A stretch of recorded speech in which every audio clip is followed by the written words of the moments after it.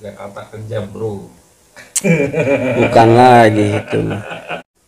Itu sebulan cuma dapat 100.000, saya bayangin aja. Pertama kali ngedit itu saya ingat banget itu 250.000. Hari ini saya berada di studionya TM Toma Market.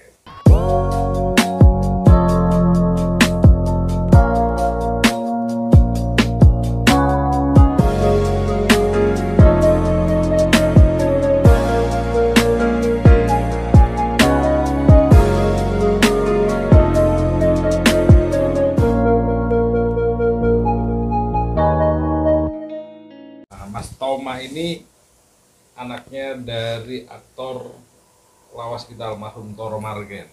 Itu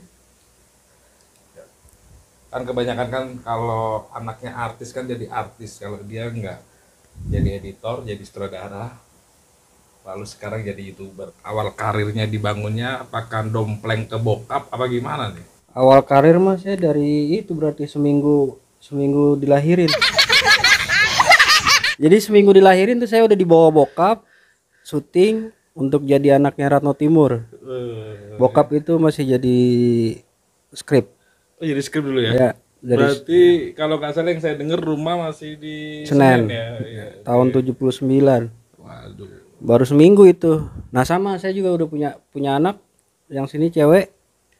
Baru seminggu udah ikut main juga. Ada cewek. Kan biasanya kan kita syuting butuh bayi susah tuh. Nah, Ya kan, sewa sini sewa sana. Wah, ibu-ibu nggak ada yang mau. Ya udah anaknya kru aja udah gitu. Nah, kalau awal karir beneran sih ngedit tahun 99 ya. Di Star Vision. oh awalnya ngedit punya Star Vision. Punya Star. Yang saya dengar kan dulu kan banyak ngedit itu bioskop Indonesia, Trans TV. Bioskop Trans TV kan udah tahun kesini mas. Oh gitu. Udah tahun 2008 itu. Bioskop Trans TV itu 2008 kalau nggak salah. Berarti awal mulanya dari Star Vision itu 99 ya. Saya berguru di sana, belajarnya di sana. Bokap yang referensi ini Iya, apa? Oh, bokap. bokap yang referensi ini ya. Karena dulu kan bokap sering di situ gitu. Ditaruh di salah satu editor, anak buahnya dia juga sih. Si Pak Dadang itu. Pak Dadang diajarin.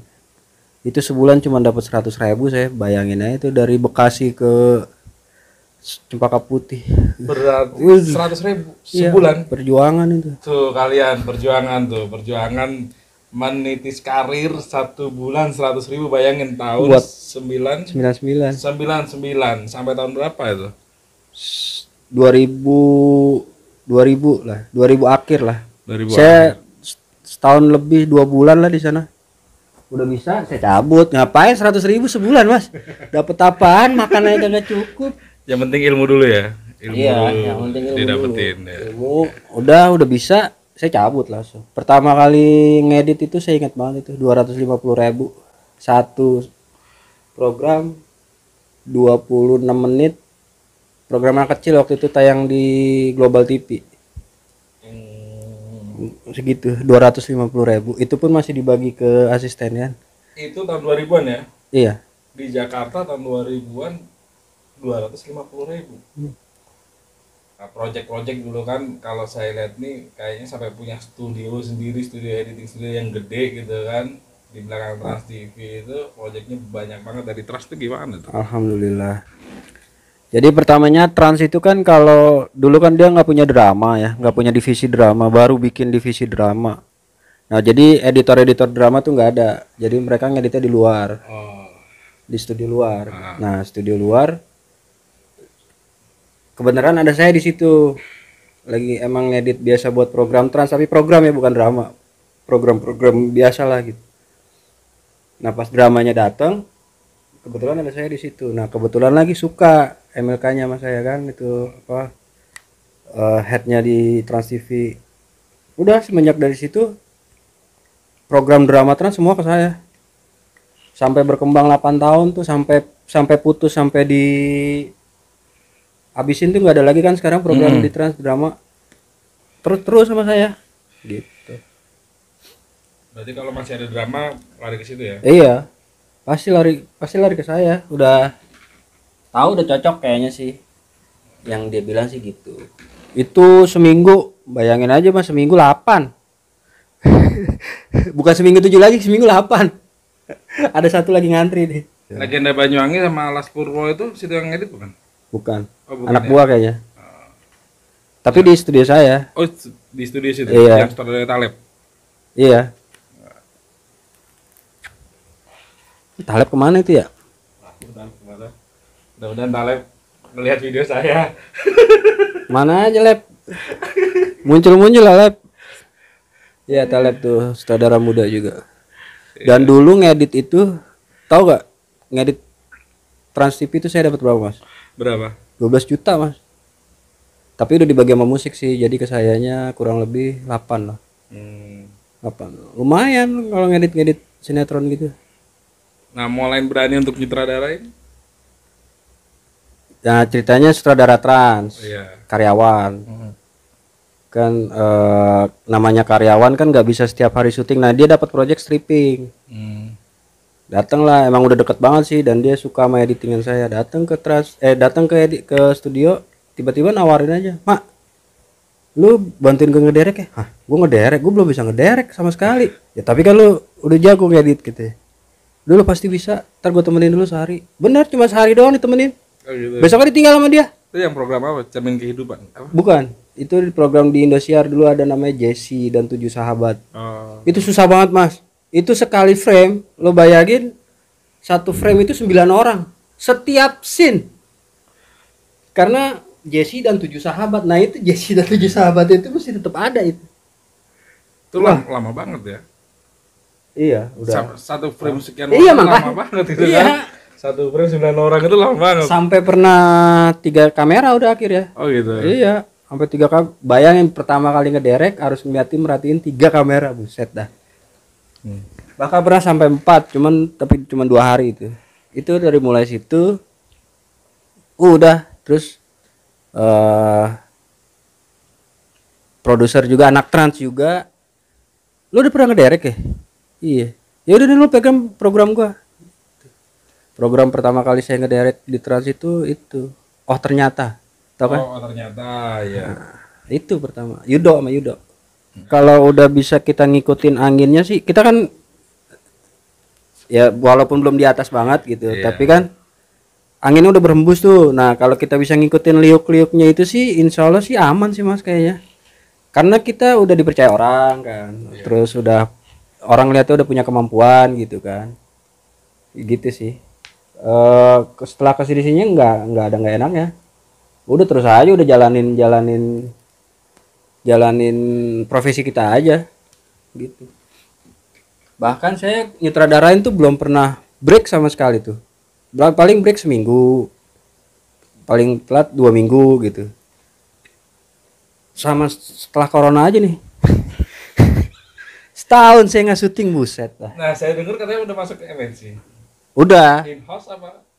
Yudo yang bawa kan. MLK Yudo kan pada kesana semua kan. Iya, di sana kan. Mm-mm. Nah itu masuk ke MNC dapat berapa lama kena COVID lo? Setahun ya? Enggak deh. 8 bulanan lah. 8 bulan setelah itu COVID. Setelah itu libur selama COVID. Ya.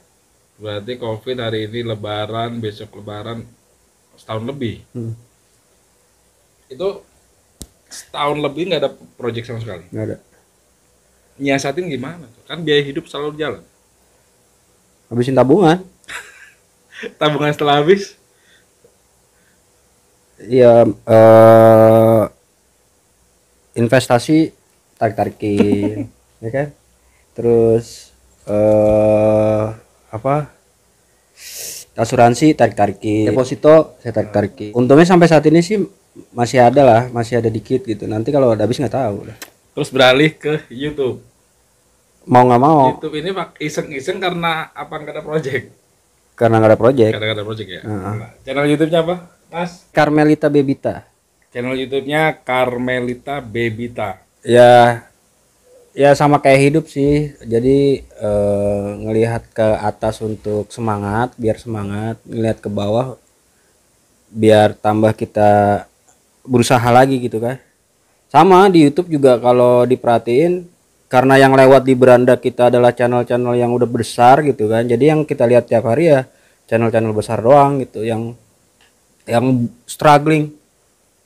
masih berjuang untuk meraih bahkan 4.000 dan 1.000 subscriber banyak banget Mas, lebih banyak daripada yang sukses gitu. Nah jadi di YouTube ya menurut saya sih harus diseriusin, kalau nggak diseriusin nggak akan jadi, gitu doang sih. Dan harus ada teman sharing gitu, karena ya di YouTube kan sistemnya udah computerized semua kan, jadi pemahaman kita tentang itu kan dan bahasa Inggris semua gitu kan, agak sulit gitu. Jadi kalau ada teman yang lebih berpengalaman, alangkah baiknya untuk sharing-sharing dengan mereka gitu. Sambil kita tetap juga konten juga sih. Konten pokoknya jangan putus aja. Saya channel yang ini saya kebetulan punya 2 channel sih. Channel satunya apa Mas? Channel satunya TM Studio. Channel satunya TM Studio. TM Studio. Itu Subscribe ya. khusus sinetron-sinetron saya yang pernah tayang di Trans 7, Trans TV, SCTV. Berarti kalau teman-temannya ada yang mau nonton sinetron-sinetron yang sudah pernah tayang di SCTV Trans 7 ya tinggal klik TM Studio. TM Studio. Nah, kalau yang channel ini fresh. Baru saya bikin ini kayak gini-gini, syuting baru. Ini horor. Ini video klip. Baru semua nih saya syuting nih. Kenapa senang horor Mas? Pakai peralatan sendiri. Basicnya dulu horor, oh ternyata itu kan. Sebenarnya sih apa aja sih, cuman menurut saya horor di Indonesia itu masih banyak peminatnya daripada berantem yang udah susah bikinnya. Iya. Udah susah bikinnya, terus orang yang butuh banyak kalau mau fighting atau apa gitu. Drama. Saya kebenaran bukan kurang suka sih, tapi ya horor lah kalau menurut saya sih. Dan terbukti sih viewernya udah ratusan ribu sih. Mobil peninggalan almarhum bokap nih. Iya. Mobil yang Tuh, kijang. masih ada di rumah. Masih ada ya? Iya. Katanya ada yang nawar 50 juta nggak dilepas, kenapa? Sama saya aja kayaknya tuan dikit itu. Kenapa nggak dilepas Mas? Peninggalan, udah tinggal satu-satunya, rumah udah dijual. Oh rumah yang itu ya? Rumah bokap udah dijual karena nyokap udah nggak ada juga kan, udah almarhum juga kan. Bokap lebih sering, dulu juga lebih sering di Sukabumi gitu. Jadi ya sekarang rumahnya udah kejual, udah tinggal itu satu-satunya. Tapi misal ada yang nawar lebih dari 50, 70 atau 90 sampai 100 kira-kira. Karena saya lihat itu kan interior dalamnya juga Iya. nggak kaleng-kaleng, maksudnya nggak murahan kan. Nilai historisnya ya. Ya kalau ya siapa tahu rezekinya dia ya nggak apa-apa lah, saya lepas. Kalau emang rezeki. Iya. Kalau rezekinya dia mungkin. Tiba-tiba fansnya Om Toro ini ada yang tahu nih ya kan, dibeli dengan harga yang tinggi gitu kan. Ya bisa sih dilepas, Bisa dilepas. nggak apa-apa lah. Iya. Walaupun sayang-sayang sebenarnya sih saya mau urusin itu mobil itu. Oh gitu ya. Iya. Nah saya lihat katanya masuk bengkel, dimasukin di bengkel, di Iya. renov lagi. Ya dalamnya sama ya namanya mobil tahun 84 kan udah lama banget kan. Jadi ya dikit-dikit kalau ada duit saya benerin, dikit-dikit ada duit saya benerin. Gitu ya. Tapi Begitu. kan lebih baik dijual daripada dikit-dikit dibenerin. Ya kalau cocok harganya. Kalau nggak cocok harganya mah rada ini juga sulit juga ya. Kalau ada yang mau nih, ada yang mau mobilnya nanti saya kasih gambar mobilnya, saya kasih nanti.